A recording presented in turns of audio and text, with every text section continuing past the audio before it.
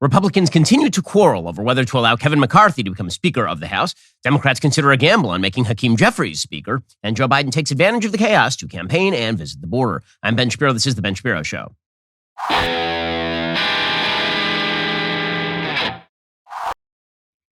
Today's show is sponsored by ExpressVPN. Thousands of my listeners have already secured their network data. Join them at expressvpn.com/Ben. Well, we enter day 3 of the ongoing Speakership saga. According to the Wall Street Journal, negotiations were set to continue between Kevin McCarthy and his detractors on Thursday, with some lawmakers expressing hope they could see a resolution to the Speaker fight soon, both sides saying that it could take days. At this point, the discussions between McCarthy's allies and his opponents heated up after McCarthy did not reach the majority in 3 series of votes for the Speaker post on Tuesday, nor another 3 on Wednesday. So we've already had 6 votes on who should be the Speaker of the House. McCarthy has come up short each and every time. It seems like there is a solid and not particularly growing chorus of people who don't want McCarthy to be Speaker, or who are at least using this vote as leverage in order to exact concessions. And this is 2 separate groups. So about 20 Republicans right now who aren't supporting McCarthy. Probably half of them just don't want McCarthy to be Speaker.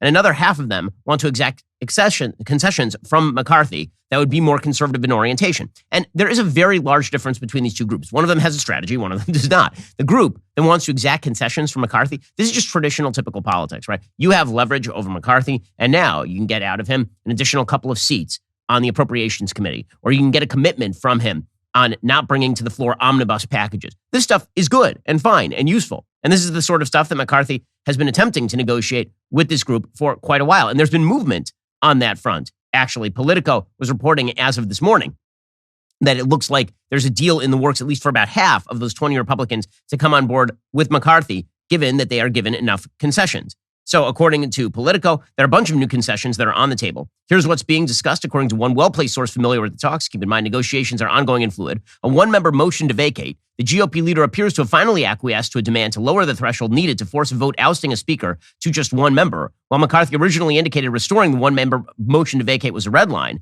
his allies now argue there's not a huge practical difference between this and his previous offer requiring 5 members to trigger the vote. So Nancy Pelosi, upon taking office in 2018, she decided to increase the threshold for essentially a no confidence motion against the Speaker of the House. McCarthy was seeking to maintain that. Many in the House Freedom Caucus, many of McCarthy's opponents wanted to lower it back down to 1 member. McCarthy, presumably seeking to avoid an embarrassing vote every 2 months when 1 member decides that they're going to initiate some sort of vote of no confidence. He wanted to raise the threshold, but now it appears he is willing to maybe lower the threshold again. Rules Committee seats for the Freedom Caucus. McCarthy apparently is prepared to give the House Freedom Caucus a couple of seats on the powerful House Rules Committee, which oversees the amendment process on the floor, which would be good. Frankly, more amendments on the floor would be useful, considering how many bad omnibus packages come down that don't have any amendment process that is actually given to them. Now, again, a lot of this is paring away the power of the Speaker. And as we have seen already, the Republican Party has almost no power over its own membership. So the fact that the Speaker is now going to reflect the position of the Republican Party more generally is not a great shock. The Speaker of the House used to be able to wield all sorts of power over his membership. Nancy Pelosi was actually amazingly good at wielding power over her membership because mainly she was an incredible fundraiser. And this meant that she could either withdraw money from particular candidates or give money to particular candidates. She would withdraw committee assignments, switch committee assignments, use whatever power was available in order to cudgel everybody into line. Republicans traditionally are not as good at this, and it certainly has been true since the end of the Gingrich era. McCarthy now wants to give, apparently he's willing to give the House Freedom Caucus a couple of seats on the House Rules Committee. There are also talks about giving a 3rd seat to a conservative close to the Freedom Caucus, but not in it, somebody like Representative Thomas Massie of Kentucky. Apparently, there is a struggle right now between the Freedom Caucus and McCarthy. McCarthy saying, I want to pick those members, and the Freedom Caucus saying, we want to pick those members. They also want to vote on term limits. There's a key demand from Representative Ralph Norman, who's proposed a constitutional amendment limiting lawmakers to 3 terms in the House. Now, again, it would take an actual constitutional amendment in all likelihood for term limits to become the law of the land, and it's going nowhere in the Senate. So McCarthy can easily say, fine, we'll have a vote on it, and then the vote just goes dead in the Senate. And again, none of that would be a giant shock. The big one, and this is the big positive one, would be a major change to the appropriations process. Fears of another $1 trillion+ omnibus spending bill have been the major driver of the conservative backlash to McCarthy. The brewing deal includes a promise for standalone votes on each of the 12 yearly appropriations bills, which would be considered under what is known as an open rule, which would allow floor amendments to be offered by any lawmaker. Conservatives also want a concession to carve out earmarks included in those packages for separate votes, although it's unclear if they'd be voted on as one package or separately. Now, again, all this is going to make legislation very, very unworkable. It's going to be very unwieldy. I don't have a problem with it being unworkable and unwieldy. There's going to come a point where McCarthy is going to have to pass some of these votes. And what's likely to happen in that case is that let's say that they move forward with these appropriations bills and all the Democrats vote against the appropriations bills and they carve off another 15, 20 Republicans who won't vote for the appropriations bills. And suddenly we're in the position of a government shutdown. McCarthy doesn't want to preside over another government shutdown. They'll get another bipartisan deal. You may end up back where you started, but at least people will have had their say, which I'm not opposed to in any way, shape, or form. There's one more big concession that apparently is coming from the Congressional Leadership Fund. The McCarthy-aligned Congressional Leadership Fund reached a deal with the Conservative Club for Growth, which had initially signaled opposition to Speaker McCarthy to stay out of open House primaries for safe Republican seats. So in the past, the Congressional Leadership Fund had poured in millions of dollars to back more establishment candidates against the Club for Growth, which was backing a lot of insurgent Tea Party-esque candidates. And now the Congressional Leadership Fund is committing to staying out of open primaries in very solidly held conservative seats. So is that going to land the plane? The problem is nobody really knows. This is the big issue. Because again, you have two groups here who are negotiating and they're sort of pretending to be one group for purposes of solidarity, but it really is two groups. Right? Group one are the people who are attempting to exact concessions like the ones we just mentioned, which are good and useful, and that again is normal congressional bargaining and parlaying. And the other is people who just say never McCarthy, never McCarthy, never McCarthy, and no matter what the concessions are. And there, I have serious questions about the strategy, as we'll get to in just one moment.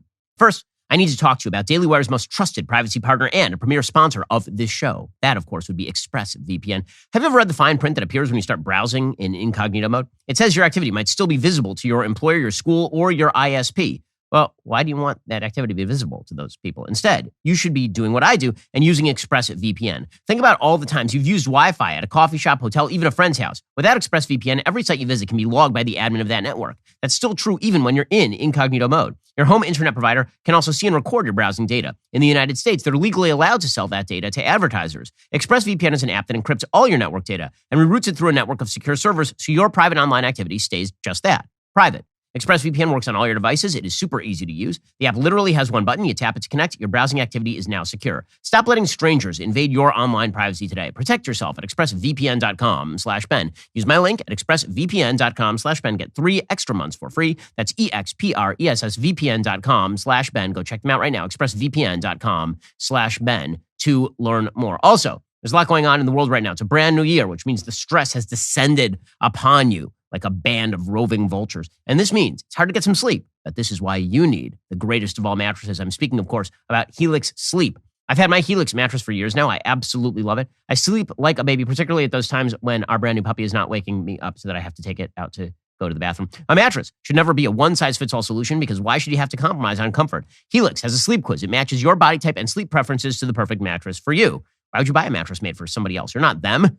You are your own person. You should have a mattress made for you. I took that Helix quiz. I was matched with a mattress model that was firm and breathable because that is precisely what I need to sleep properly at night. Plus, Helix has a 10-year warranty. You can try it out for 100 nights risk-free. They'll pick it up for you if you don't love it, but you will. For a limited time, Helix is offering up to $350 off all mattress orders plus 2 free pillows for our listeners. It's an amazing offer. Take advantage of it at helixsleep.com/Ben. With Helix, better sleep starts now.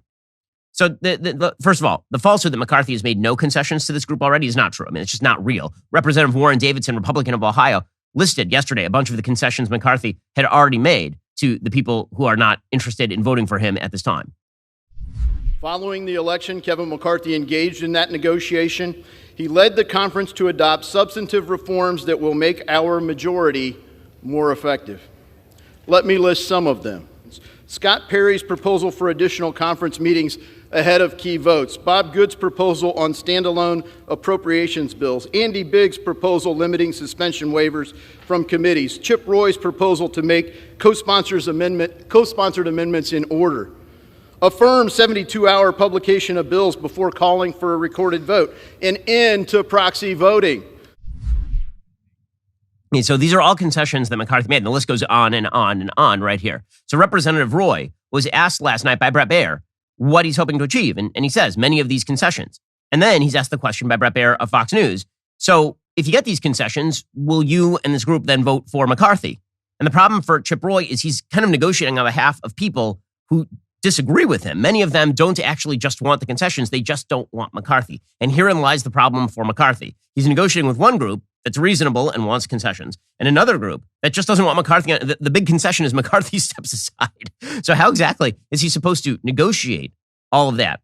And again, This is not coming from a place of animus against any of these Congress people. I know people in all three of these groups. I know people who are very strongly in support of McCarthy. I know people who are in the Chip Roy group, and I've been talking with them. I know people who are in the anti-McCarthy group, and I've been talking with some of them as well. So this notion that this is about animus against any one of these groups is wrong. I just think that two of these groups have a strategy, and one of these groups does not. The problem, of course, is that if you have enough people who don't have a strategy, and their strategy is essentially loud noises, this could force a very, very dangerous floor vote on the speakership, which I'll explain in just a second. Here's Chip Roy explaining what he wants, and Brett Baier saying, so if you get what you want, do you have the votes? And Chip Roy being like, I don't know. We're having a conversation tonight. We're going to keep talking about it. We want rules committee changes. We want to protect the rules that we've already been able to advance. We want to make sure we have spending restraint like the cut, cap, and balance from a decade ago. We're having those conversations as we speak, but we're not going to relent unless we can actually do our job and stop this town, this broken town, from rolling over the American people. Yeah. That's my job. And if Kevin McCarthy says, you know what, I'll give you everything you want, what will you say? Well, give me everything I want, right? I mean, I've got to be able to go to the American people. But what you want is not Kevin McCarthy. But I didn't say that. If I get everything that I want, that's great. But we got to get to 218. So right now in the room, Brett, it's not just Chip Roy. Okay, that's the point.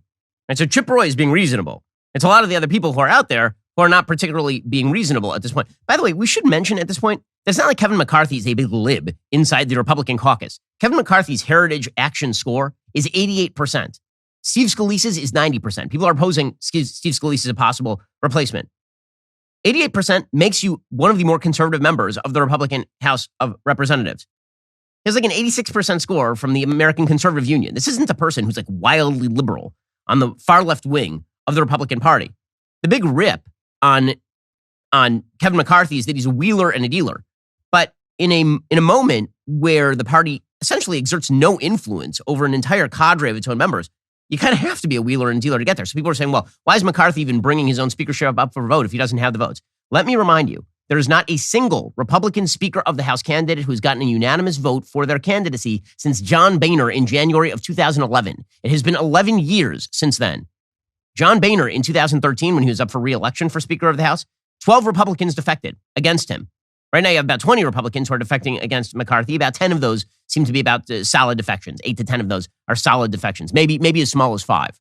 But the majority is so small at 222, and you have to get to 218, that 5 members of the House can stand against the other 217 members of the Republican caucus and then demand that the candidate with 217 votes step aside in favor of an unnamed candidate who's not even declared as of yet. And if the 5 had another candidate they were putting up there who I thought was stronger and better and more likely to actually get to 218, then okay, fine. I'd be all in favor. That's fine. I'm always up for a better candidate. But so far, nothing remotely like that has been presented. When Paul Ryan was made Speaker of the House against his will, sort of, in 2015, there were 9 Republicans who did not vote for him for Speaker of the House. The difference is Republicans had a far broader majority. So the big shortcoming here for McCarthy is really not with regard to whipping the votes right now. The big problem for McCarthy is that McCarthy and the Republican House did a crap job of getting themselves elected in large numbers in the last election cycle. If they had 230 Republican members of the House right now, then McCarthy could afford to lose 12 and be totally fine, and he'd be fine right now. He'd just make concessions to the Chip Roy wing, and everything would be done. The problem is that the majority is so slim that if you have 5 people who are just saying no, nothing can be done except for, as I mentioned, a sort of nuclear option that may be brought to bear in very short order, given the intransigence of these 4 or 5 or 6 or 8 members who refuse under all circumstances to back McCarthy. Well, this led to a very weird sort of political realignment that's been happening right now. And that political realignment is between people like Marjorie Taylor Greene, who's actually siding with McCarthy because she says, listen, we have to have a Speaker of the House. I mean, she actually sounds like the reasonable person now, Marjorie Taylor Greene. She's chiding McCarthy's opponents and saying, you guys don't have a plan. Like, who is it that you're putting up there? McCarthy, we can force him into positions. We can get him to make concessions. But what is your plan? Here's Marjorie Taylor Greene siding with McCarthy. Byron Donalds is not going to gain any support. He's not even a serious candidate. They have run in 2 days, Charlie, the same group have run 3 different speaker candidates. Jim Jordan is flat out telling everyone, I do not want to be Speaker of the House. He wants to be chairman of the judiciary, and we need him to be chairman of the judiciary. He told Matt Gaetz to his face right in front of me on the House floor yesterday, Matt, I do not want to be Speaker. I want to chair judiciary. Why are you doing this? Okay, Marjorie Taylor Greene happens to be correct about this. Donald Trump also backing Kevin McCarthy. Meanwhile, Lauren Boebert was asked about Donald Trump backing Kevin McCarthy, and she's like, well, Donald Trump isn't in charge of this boat anymore. We're the captain. So here's Lauren Boebert saying that no matter what Donald Trump says, she's going to continue to fight back against McCarthy as Speaker of the House. So let's work together. Let's stop with the campaign smears and tactics to get people to turn against us. Even having my favorite president call us and tell us we need to knock this off. I think it actually needs to be reversed. The president needs to tell Kevin McCarthy that, sir, you do not have the votes and it's time to withdraw. And with that, I yield. Thank you. This is Captain Phillips. She is the captain now to President Trump. I mean, it does make Trump look pretty weak that he can't get the Trumpiest members of his own caucus in line on this one. But again, what Marjorie Taylor Greene says, and believe me, I have criticisms of Marjorie Taylor Greene that I've made very clear in the past. Marjorie Taylor Greene, what she's saying there is exactly correct. Jim Jordan yesterday said there is no chance he will be Speaker. He said, I'm not interested in being Speaker. He was their first attempt to nominate. Here was Jim Jordan yesterday walking through the Capitol building and saying, I don't want any piece of this.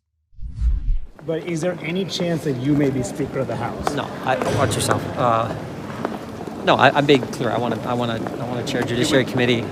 I mean, you guys know I like this ability to cross-examine witnesses and get the truth for the country. Meanwhile, Representative Mike Lawler, Republican of New York, he says, listen, we can't have 20 people. And really, it's not 20, it's like 10.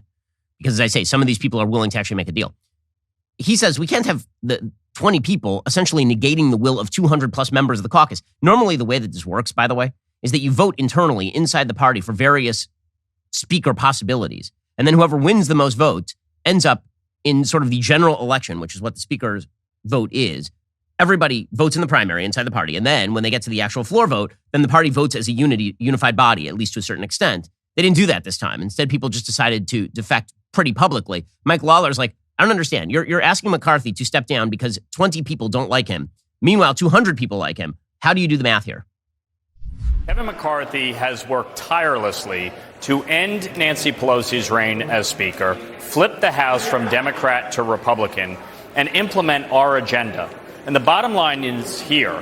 The people who are voting against Kevin McCarthy in the Republican conference are aiding Joe Biden, aiding Hakeem Jeffries, and aiding Chuck Schumer, because they are the reason that we are not getting about the business that we set out to do.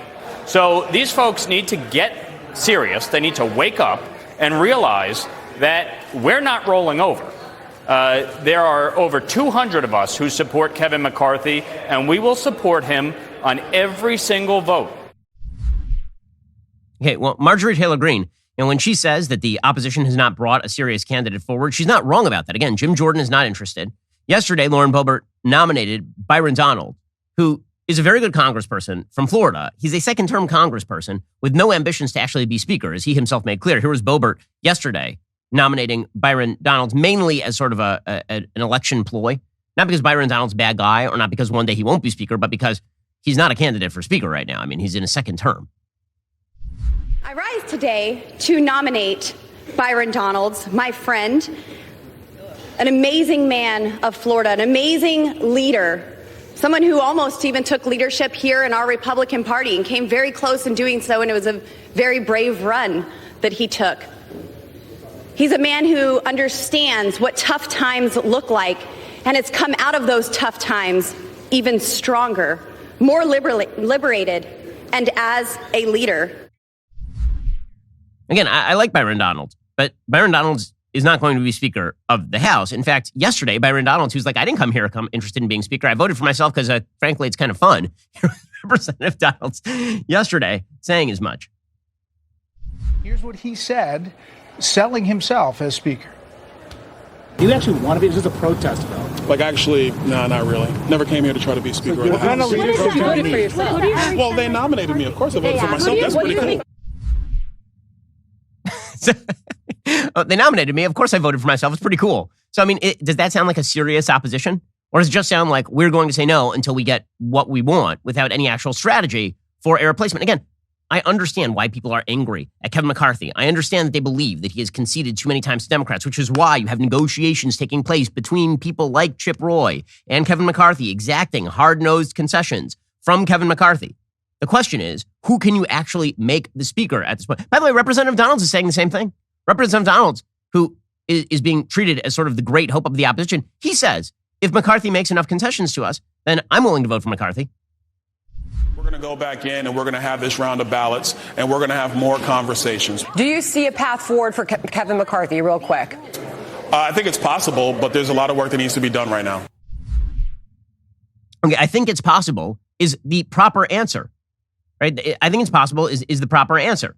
So there have been some other names that have been floated here. By the way, I should mention here that Cori Bush, the congresswoman from Missouri, the Black Lives Matter congressperson from Missouri, that's literally how she got her political career started. She is a terrible human being. She tweeted out yesterday, for what it's worth, Byron Donalds is not a historic candidate for speaker. He is a prop. Despite being black, he supports a policy agenda intent on upholding and perpetuating white supremacy. His name being in the mix is not progress, it's pathetic. So in other words, the first person who's ever been nominated speaker on the Republican side of the aisle and is black, which would make two nominees for a black speaker of the House, right? Hakeem Jeffries and Byron Donalds. He's a prop, according to Cori Bush. So we found the black life that doesn't matter to Cori Bush, apparently. She seems like an absolute delight. What a wonderful person. This is part of the problem, by the way, with this whole sort of silliness that's happening right now. Not on the behalf of negotiation, but just on behalf of sort of the chaos crew.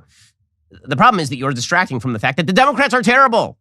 The Democrats are awful. Their policy agenda is garbage. As we'll see, Joe Biden is taking full advantage of the chaos in the House right now in order to trot out a feeling of sort of solidity and sobriety. He's out there campaigning with people like Mike DeWine and Mitch McConnell. He's out there heading down to the border. He's able to obscure the fact that he's a horrible president. And the Democrats are able to obscure the fact that they just lost the majority in the House because the Republicans are too busy fighting one another. Now, again, the process of democracy is messy. That's fine. Within a week, everyone will have forgotten all of this so long as a conclusion is actually reached. But if no conclusion is reached, then what you're going to end up with is a nuclear option. Representative Michael McCall of Texas says we do have a nuclear option in store if we still have 5, 6, 7 Republicans who are holding up the works right here. Here is Representative McCall explaining. Marcy Counter, the Democrat from Ohio, says she's willing to cross party lines, maybe to get this solved. Now, not all Democrats are on board with that, but that might be a possible way to end this. Your thoughts? I mean, it could be. We would prefer that all Republicans stick together. I don't know if that can happen at this point in time. There is one other option, Neil, the nuclear option, where a vote would be made on the plurality of votes, not the magical 218 number that you're talking about. But that would be a very dangerous move as well, because then the 20 or so that don't like Kevin McCarthy or won't vote for him would have to make a decision. Do I vote for McCarthy or for somebody else that then could throw the speakership to the Democratic Party? We'll get to more on this in just 1 second. First, are you a responsible human? If you are a responsible human, you need life insurance. It is that simple. Because I know nobody likes to think about death, but death could be upon you at any moment. I know dark thoughts to start the new year. But if you are, in fact, hit by that truck just outside, the one that you're looking at outside the window right now, you walk outside and bam. As you're bleeding out on the pavement, you'll be thinking, man, I should have listened to Shapiro like 10 seconds ago and headed on over to Policy Genius to get the life insurance I need. If you have a family the way I do, you already have plenty of things to worry about. A good life insurance plan can give you extra peace of mind. Your family will always be taken care of. Life insurance through your workplace might not offer enough protection for your family's needs. It's not going to follow you if you leave your job. Since life insurance typically gets more expensive as you age, now would be the time to buy. Policy Genius gives you a smarter way to find and buy the right coverage for you and your family. Again, life insurance, it is mandatory. If you're a responsible human with Policy Genius, you can find life insurance policies that start at just $17 per month for $500,000 in coverage. No added fees. Your personal information remains private. Your loved ones deserve a financial safety net, and you deserve a smarter way to find and buy it. Head on over to policygenius.com/Shapiro or click the link in the description. Get your free life insurance quotes. See how much you could save. That's policygenius.com/Shapiro. Also, what is your New Year's resolution? Well, if you are like me, there are more boxes of VHS tapes and old film reels and pictures that you need to send off to Legacy Box and get those things preserved forever. It makes a fantastic gift for family, for friends, for yourself. All that stuff that's out there in the garage, all those great family memories, you spent a lot of time taking those pictures, and now you haven't seen any of them in years. Well, maybe that's because they need to get digitized and preserved. Preserve them from the elements, preserve them from the bugs that are in the garage. Legacy Box makes all that happen. It's a simple, safe way to digitize your treasured videotapes, film reels, and photos. Everything is done right here by hand in the United States. Just send in your old media. Their team will send everything back on a thumb drive, DVD, or the cloud.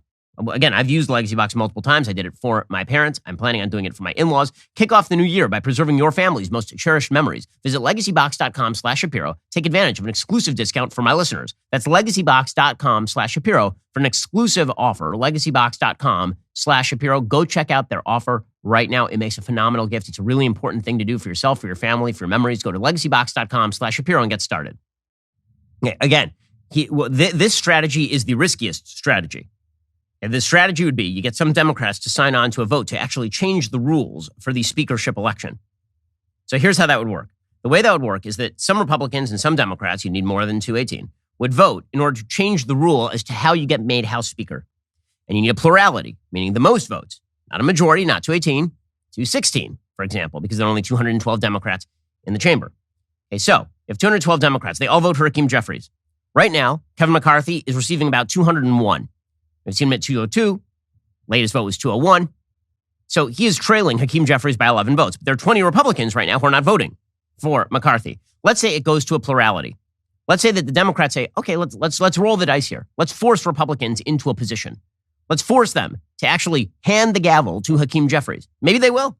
Maybe maybe Democrats think that there are enough crazy Republicans that they are willing to avoid having McCarthy be Speaker, hand the gavel to Hakeem Jeffries. Maybe Democrats think that. I mean, I don't know. Maybe it's true. Maybe there are some Republicans who are willing to hand Hakeem Jeffries the gavel just to not hand it to McCarthy, which seems wild to me. In any case, what they would do is then they would vote to change the rule so plurality takes it. 212 Democrats then vote for Hakeem Jeffries. And now you have the group led presumably by Chip Roy and company, this sort of negotiating group. That may be 7. It may be 10. Unclear exactly how many people that is. McCarthy would need to pick up 12 votes in order to surpass Hakeem Jeffries for Speaker of the House. Does he have 12 of those 20 who will shift over to him if the possibility is Hakeem Jeffries on the other side? Maybe. That would be the nuclear option right here. The nuclear option would be to change that actual rule. There have been some other options that have been floated here to get out of the impasse. One of those options is to have people abstain from the vote. Try to get some of those 20 to simply not show up for the vote. The problem is the math. Okay, the way that works is that it has to be a majority of people who vote on the issue, who do not abstain. Right. And so what that means is if, let's say that you lose, there are 435 members of the House, let's say that 35 of them abstain, then somebody who gets to 201 wins, but you're not going to get 35 to abstain. Right now, even if you got 10 people who really, really hate Kevin McCarthy to abstain from the vote, that still does not get you anywhere close to the number that McCarthy needs in order to win the speakership. So it is a real impasse. Meanwhile, Democrats are just enjoying the spectacle. So yesterday, one House Republican, Kat Kamek, she accused Democrats of drinking during these arrangements. I mean, honestly, that's the least of Republican worries at this point. Here she was doing this, and Democrats, of course, are sitting there, maybe drinking and jeering her. Diversity of thought is a good thing. It's one of the things that sets us apart from our friends on the other side of the aisle. Yes, diversity of thought is a good thing. But they want us divided. They want us to fight each other. That much has been made clear by the popcorn and blankets and alcohol that is coming over there.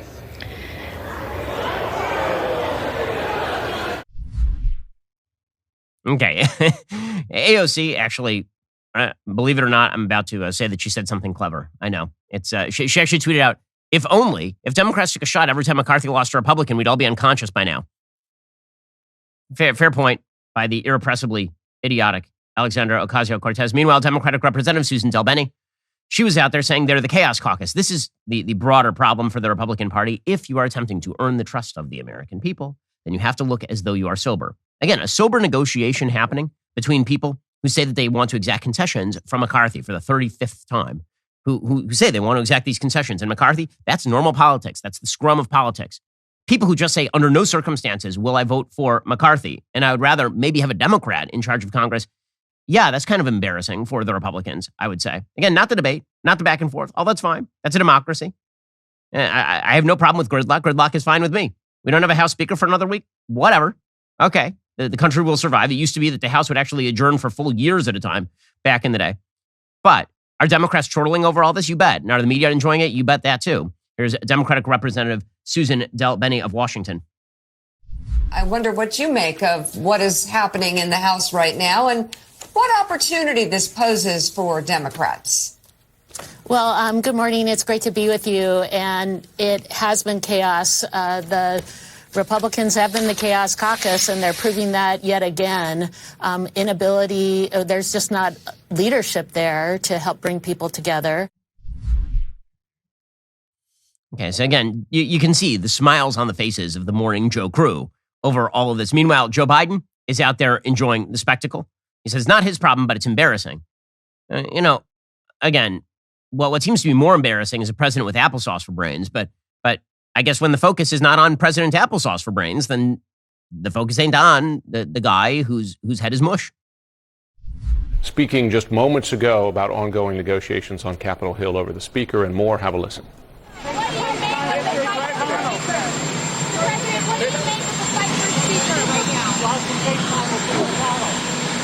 With regard to the fight over the Speaker, excuse me, that's not my problem. I just think it's a little embarrassing it's taking so long in the way they're doing with one another. No, it's embarrassing. It's embarrassing, says Joe Biden, who's an embarrassment of a president. I have a generalized rule when it comes to politics. If Joy Behar is happy about something, that means that it's a stupid thing. And that it's a thing that is a problem. Here's Joy Behar yesterday explaining how much she is enjoying the quote-unquote demise of the GOP. We got to figure out who's going to get this house in order here. I had a little, what they call schadenfreude watching this. I sort of enjoyed that they're in such disarray because they deserve it. It was nice that they took a break from destroying the country and started to turn on each other. But I'm enjoying the demise because they are the most destructive force in politics in my lifetime. Yeah, whenever Joy Behar is happy about something, again, good indicator that Republicans and conservatives should not be happy about it. Meanwhile, all of this is providing Joe Biden with the cover he needs in order to essentially consolidate control, power, whatever elements of popularity he has. Joe Biden always does best when he's out of the spotlight because the more spotlight is on Joe Biden, the worse he looks. Joe Biden is a terrible president. He has a horrible record. He had the worst stock market year in modern American history since like 2008, did Joe Biden last year. He has run up record inflation, record debt. He's allowing China to become quite aggressive on the foreign front. Joe Biden is not a good president. He surrendered Afghanistan. I mean, the list goes on and on and on and on. And yet Joe Biden is being allowed to escape the consequences of all of that because the more Republicans provide a distraction for Democrats to focus on, the less the crowd is focused on the Democrats, which means that they can ignore the fact that Joe Biden is a nonsensical old man. Here was Joe Biden being a nonsensical old man yesterday. I've traveled over 140 countries around the world. I'll paraphrase the phrase in my own neighborhood. The rest of the countries, the world's not a patch on our genes. If we do what we want to do, we need to do. I need a patch in our genes and the rest of the world, and I'll travel around the country and rocky road and I'll go Chamonix and a hat. That's Joe Biden standing in front of an unfinished bridge. Meanwhile, by the way, he was campaigning on the infrastructure bill that he signed with Republicans. And here I have to call out Mitch McConnell. Why in the hell are you campaigning with Joe Biden? Why? What is the purpose? What is your big win here? So I understand why Mike DeWine did it. Mike DeWine is a very moderate Republican governor of Ohio. He won by about 20 points in his last reelect. But Mike DeWine did an event with Mitch McConnell celebrating the infrastructure bill. Now, Mitch McConnell voted in favor of the infrastructure bill. 19 Senate Republicans voted in favor of the infrastructure bill. So the last two moves we've seen from Mitch McConnell, who is, I would say, proving himself to be fairly warm toward President Biden, is to sign off on a $1.7 trillion omnibus package that is a disaster area. It's a complete bleep sandwich.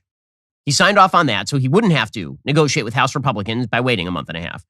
And then he did a campaign event with Joe Biden on infrastructure. According to the Wall Street Journal, President Biden and Senate Minority Leader Mitch McConnell touted a bridge project made possible under the 2021 infrastructure bill during a trip to Kentucky on Wednesday. Now, what's funny about this is that bridge that is behind them has been largely unfinished for about 10 years, and it will remain unfinished because every infrastructure bill ends up being a giant waste of money on the federal level. The former Senate colleagues appeared together in Covington, Kentucky, where the White House announced funding to upgrade the Brent Spence Bridge between Ohio and Kentucky, as well as investments in other bridges around the country. Also scheduled to attend were Sherrod Brown, Governor Mike DeWine, a Republican, former Senator Rob Portman, a Republican, and Governor Andy Beshear, Democrat of Kentucky. Biden then called McConnell a friend and colleague and cited the bipartisan infrastructure law as an example of elected officials in Washington coming together to work together. Here is Joe Biden praising Mitch McConnell for the infrastructure bill. Again, Republicans handing Democrats victory on both the practical level as well as on the imagistic level. Mitch, it wasn't easy. and to get this done. And it wouldn't have gotten done no matter all the work so many others have done, and by writing the legislation and dropping it in, it wouldn't have happened without your hand. It just wouldn't have gotten done. And I want to thank you for that. Okay, so again, this is Joe Biden's campaign right now. Joe Biden is out there campaigning with Mitch McConnell. Meanwhile, the Republicans in the House can't get their act together. Now, I will say this for McCarthy. McCarthy said that he would punish, along with the House Republicans, any senator who voted in favor of that last omnibus package. You can hold him to that, and if he fails, then now you have a threshold of one vote to challenge his speakership. Right, so that can happen at literally any time. That is one of the concessions that has been exacted, thanks to the negotiations that have been currently ongoing. But in the meantime, Joe Biden is making hay while the sun shines. He's got his vice president out there, Kamala Harris, in her indubitably foolish style, talking absolute argle-bargle nonsense. Here we go. When we invest in our infrastructure, we invest in our economy, we invest in America's future. President Joe Biden and I are making this better, brighter future real, and everyone here is an integral part of that. You're all a part of the future, guys, which means that you will exist, I think. I think that that's what that means. If you're a part of the future, that means that you will exist. Meanwhile, Joe Biden is heading down to the border, so he's going to use cover of whatever chaos is going on to head down to the border for a brief trip so that he can say that he has been to the border. We'll get to all that in just one second.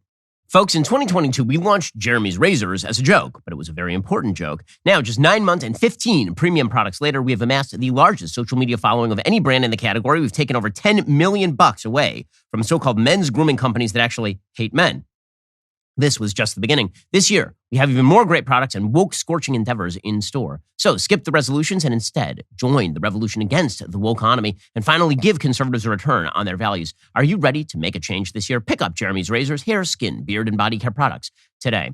Okay, so Joe Biden taking advantage of the chaos in the House to provide cover for the fact that he is a horrible president. He says that he is headed down to the border. He was asked about this yesterday. One of the big critiques about Joe Biden is that he has facilitated a massive border crisis, but has not visited the border. So now he says that he probably will.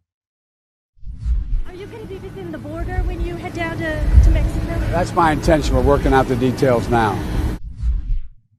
According to the Wall Street Journal, the president's comments came after the Wall Street Journal reported the White House was strongly considering adding a visit to the border to a Mexico trip. According to people familiar with the discussions, Biden is expected to meet Mexican President Andrés Manuel López Obrador and Canadian Prime Minister Justin Trudeau, handsome Bernie Sanders, in Mexico City for the North American Leaders Summit January 9th and 10th. The trip would be Biden's first visit to the border as president and also ever. One of the people said there would be no new policy announcement at the event if it occurs. The reason that Biden is announcing that, of course, is because he believes that he has momentum and he believes he has cover. Now, he could be suckered into a false sense of complacency here.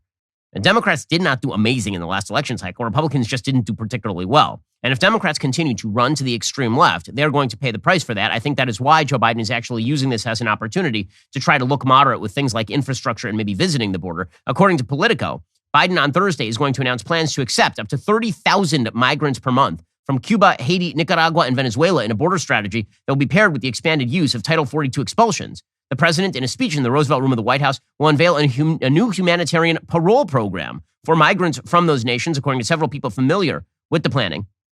It will reflect his administration's latest venture to combat a migration surge straining the U.S. immigration system. So in other words, he's going to continue to rely on the temporary Title 42 program. At the same time, he is going to allow 30,000 migrants per month from Cuba, Haiti, Nicaragua, and Venezuela into the country. Now, at least you can make the argument with regard to, for example, Cuba and Venezuela, that some of these are actual humanitarian asylum cases. And Cuba is a giant communist hellhole, and people who are willing to get on like a floating Cadillac and try to move the 90 miles from Cuba to the south coast of Florida, those people, it seems to me, should be given some form of asylum.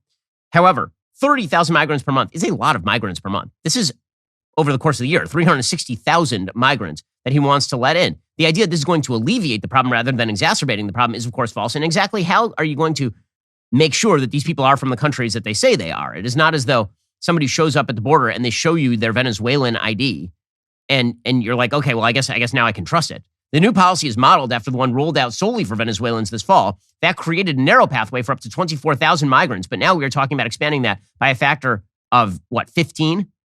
Border agents have already turned away masses of Venezuelans using a Title 42 authority over the past few months. The program's unveiling comes one day after Biden announced it is his intention to make his first trip to the border as president.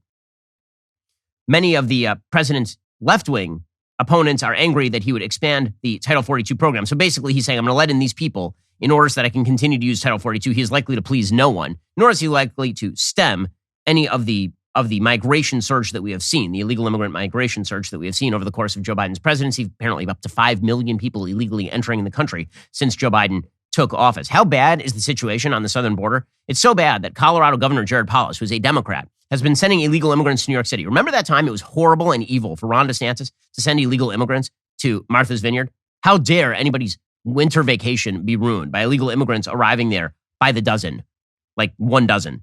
Like it was just horrifying. Meanwhile, Democrats are sending hundreds of people to New York City because they have more resources. And Eric Adams, the mayor of New York, is ripping on Jared Polis, who is a Democrat. Not a humanitarian crisis if a Democrat does it. That is the rule. And here's what Mayor Adams said about Polis sending migrants to New York. The governor of Colorado is now stating that they are going to be sending migrants to places like New York and Chicago. This is just unfair for local governments to have to take on this national obligation. Amazing. So, but he won't rip on Biden. It's Jared Polis's fault. Everybody's avoiding ripping on. Here's the thing. Biden is so intensely vulnerable. He has been vulnerable his entire presidency because he's a bad president. So why is the focus not on Joe Biden being a bad president? That's where all the focus should be right now. How do you stop Joe Biden's agenda? What is your goal? How do you change the narrative so that Joe Biden's agenda is first on the priority list? How do you make 2023, 2024 into a referendum on Joe Biden's policy? He's the president, guys. Don't give Democrats shiny objects to focus on. Because again, when you focus on the situation on the ground, it's pretty ugly. No less a source than the unbelievably artistic, the Beethoven of our age, Cardi B, knows as much. Cardi B put out a video over the last couple of days ripping into inflation and its impact on everyday people, sounding a lot like a Republican. Every so often, Cardi B has these, between rapping about her WAP, she has these weird bouts of sanity, or she'll talk about how, why is all my money just disappearing in taxes? You're like, wow, Cardi B, you had a bout of sanity. Well, she had one the other day pointing out that inflation is absolutely crippling people, particularly people who are making less money than Cardi B. Let me tell you something. When I be complaining about food prices and y'all motherfuckers be like, ain't you rich? Why you complaining about lettuce? Why you complaining about this? That just goes to show me when you become successful, when you have money, you're gonna go broke soon because y'all not budgeting. I get a summary of the money that's being spent in my home every week. So when I'm starting to see that like groceries is like tripling up, it's like, hey, yo, what the is going on? I want to see for myself what the is being spent on. And like when I go to the supermarket, like I went to the supermarket, I'm seeing that everything tripled up. That like lettuce was like $2 a couple of months ago, and now it's like $7. Of course, I'm gonna say something. Because if I think that is crazy, I can only imagine what middle class people or people in the hood is motherfucking thinking. So yes, I'm going to say something. And I have a big platform, so I do want anybody that's responsible of these prices to put that down. They're gonna see my they might put it down. The Demosthenes of our age. But she happens to be correct. And all of the focus would be on inflation. All of the focus would be on a sinking stock market. All the focus would be on the fact that Amazon is about to lay off 18,000 workers, like right now. The biggest company in America, Amazon, its layoffs are about to affect 18,000 employees, the highest reduction tally revealed in the past year to a major tech company, as the industry pares back amid economic uncertainty, according to the Journal. The layoffs are concentrated in the company's corporate ranks and represent roughly 5% of that element of its workforce, 1.2% of its overall tally of 1.5 million employees as of September. The Seattle-based company in November said it was beginning layoffs, with the cuts concentrating in its retail devices business, recruiting, and retail operations. At the time, the Wall Street Journal reported the cuts would be 10,000. Now they're close to doubling that number. Again, the economy is on a razor's edge at this point, and Joe Biden is feeling none of the blowback of that. He's feeling pretty good about himself. Meanwhile, because we blew so much money into the pockets of the American people, we still have massive inflationary pressures. I understand everybody thinks inflation is over for no reason, considering it is still well above 7%. Remember, the goal of the Fed is supposed to be 2%. It is now more than triple that, and yet we're supposed to pretend everything is going hunky-dory. According to the Wall Street Journal, Federal Reserve officials offered uncharacteristically blunt words of warning to investors that caution against underestimating the central bank's determination to hold interest rates at higher levels to bring down inflation. Minutes of the Fed's policy meeting last month, released on Wednesday, highlighted the tricky communications task that has vexed the central bank over the past 6 months. The Fed's rapid rate increases last year have fanned investor hopes that inflation will slow quickly over the coming year. In the run-up to the December meeting, longer-term bond yields tumbled, reflecting optimism about a speedy decline in inflation and fears of a recession this year. Many Fed officials are saying, wait a second, the robust economic showing, people continuing to spend, means we're going to have to ratchet up those interest rates in order to ratchet down the inflation. So don't get so happy so fast. Any market rallies that ease financial conditions threaten to hinder officials' efforts to cool hiring and wage growth, which in turn could prompt them to continue lifting rates or holding them at higher levels for longer, increasing the risk of a deeper or longer economic downturn. Some of the minutes of the Fed's December 13th to 14th meetings had, quote, an unwarranted easing in financial conditions, especially if driven by a misperception by the public of how the Fed is going to react, would complicate the committee's efforts to restore price stability. So they keep saying to the market, guys, we're raising the interest rates. We're raising the interest rates. Stop acting as though the economy is going to be okay and tossing more money at things. You need to stop pumping money into the economy. It's contributing to the inflation that we are attempting to fight. And really, really bad year for Joe Biden was 2022. And yet he escaped the consequences of that largely because of Republican incompetence. Less Republican incompetence would be a wonderful thing at this point. That'd certainly be something worth shooting for because, again, the more the focus is on Joe Biden, the worse it's going to be for him. Okay, meanwhile, I have to give you the dumbest and most hilarious story of the day. I do love this story. According to the UK Daily Mail, photos obtained by the Daily Mail show how a person named Kay LeClaire was able to transform herself over the course of just 2 years from a white college student to an indigenous two-spirit, fooling even some in the Native American community. LeClaire identified themselves on Facebook as a white woman in July 2017 as they spoke of they nuptials with Adam Pagenkopf the following summer. But by 2019, they publicly identified as a Native American two-spirit, which is a term many indigenous people use to describe a non-binary gender identity. Now, I do have to point out here that not only is this absurd and silly on its face, it is hysterical that the media has to continue calling this obviously female person a they, but can also point out they're not Native Americans. If a person says, I'm a Native American two-spirit and I wish to be called they, instead of everybody just saying, we're not going to pay attention to any of that, we're just going to call you a white lady because you're a white lady. Instead, the media is like, no, we will call you they. We're just going to draw the line at saying that you're indigenous. The good news for Kay LeClaire is that eventually she'll end up presumably being a senator from Massachusetts. That's the way this works. If you pretend to be Native American, then you can run for president eventually. LeClaire even went on to co-found a queer indigenous artist collective in Wisconsin and started buying Native American art from Etsy, which they would pass off as their own and sell to unsuspecting buyers. Man, wokeness, they say go woke, go broke, but the truth is that if you're talking about catering to a particularly stupid crowd, go woke, make a little bit of money. Go woke, claim victimhood, you do okay. It used to be in the more racist days of the United States that people, in order to escape the evils of racism, would sometimes attempt to pass as members of the white race. Right? And that was an indicator of the evils of America's racial caste system. And there's a real thing that used to happen. Now you have white people attempting to pass themselves off as members of minorities, which should tell you something about the social circumstances surrounding race in the United States right now. You don't see a lot of black Americans attempting to pass themselves off as white, but you do see a lot of white Americans attempting to pass themselves off as members of minorities to thereby gain victimhood status in the new racial hierarchy of intersectionality. Some in the Native community have now said they had their suspicions about LeClaire, who went from a light-haired brunette to a tan woman with dark hair over the course of just a few years. LeClaire was ultimately forced to step down from their community positions last month after it came to light that they were actually a pretendian, a term natives use for people who pretend to have indigenous lineage. It is unclear whether they will face charges for their false claims, as profiting off a false Native American identity is a federal crime. By the way, that's kind of fascinating that if you profit off a false Native identity, that's somehow a federal crime. But if you profit off another false identity, like saying pretending you're a man or a two-spirit, or you're a man and you pretend you're a woman, that's not a federal crime. Advanced Smite, a hobbyist genealogist, has laid out how LeClaire has claimed to have Métis, Oneida, Anishinaabe, Haudenosaunee, Cuban, and Jewish heritage. And a little bit of Jewish at the end, just for the fun of it. The anonymous genealogist told Madison 365 they first became aware of LeClaire through a Facebook ad for the upcoming talk on indigenous feminism. It identified LeClaire under her native name, Nibiwakamigkwe, which Advanced Smite said they found unusual because given the Ojibwe name is typically something that would be just used in ceremony or with other people who are Ojibwe or a part of your community, it's weird that you're publicly using it. Advanced Smite, who is also of indigenous heritage, conducted some research and found that while LeClaire is a common Native American last name, there were social media posts in which they identified as Anishinaabe. The genealogist then discovered that Leclerc had previously claimed to be Cuban. So this person seems to be some sort of sociopath seeking to take advantage of the woke status in modern America. This is bizarre. It's bizarre, bizarre stuff. And again, says less about this human being because there are lots of crazy people in the United States and much more about the incentive structure in the United States right now. The supply of racism does not meet the demand for racism. And so people are now claiming to be members of minority race, minority status, just so that they can claim to be victims in American society. Totally wild.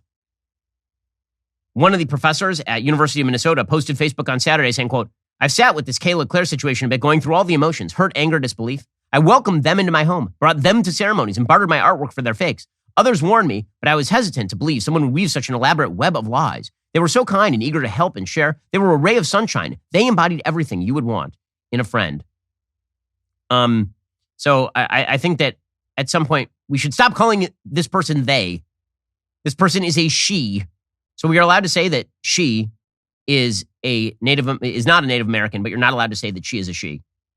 Which is pretty amazing stuff. What a wonderful country we live in. Alrighty, guys, the rest of the show is continuing right now. You're not going to want to miss it. We'll be getting into Walgreens now distributing the abortion pill. Plus, we have on an economist to discuss the problems with the interest rate in the United States and why stagflation looks like our future. If you're not a member, become a member. Use code Shapiro at checkout for 2 months free on all annual plans. Great deal. Click the link in the description and join us.